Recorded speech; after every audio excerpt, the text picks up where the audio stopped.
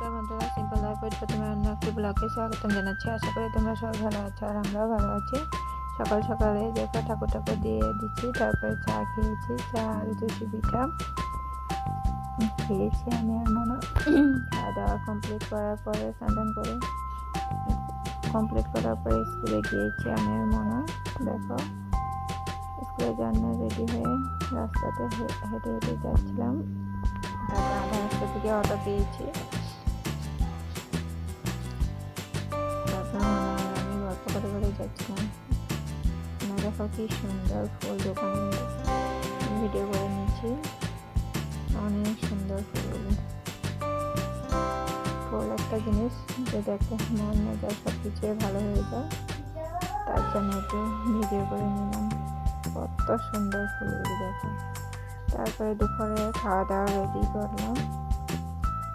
ফুলকপি আলু ভাজি বানিয়েছিলাম আর শালগম আলু দিয়ে মাছের ঝোল বানিয়েছিলাম।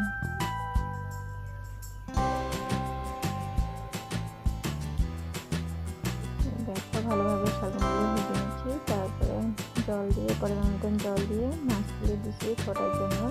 তারপরে ভালোভাবে ফোটানোর পরে ধনিয়া পাতা দিয়ে মাছটা নামিয়ে নেব।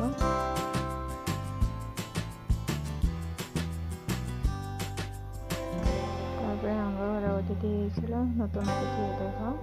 তারপরে দুপুরে খাওয়া দাওয়া কমপ্লিট হওয়ার পরে দেখো বানিয়েছিলাম শালগম পাতার বাটা, তারপরে ফুলকপি আলু ভাজি আর শালগম আলু দিয়ে মাছের ঝোল আসছিল। দুপুরে খাওয়া দাওয়া কমপ্লিট করছি। তারপরে দিয়ে ভিডিওটা অতি ধৈর্য সহকারে দেখার জন্য অনেক অনেক ধন্যবাদ।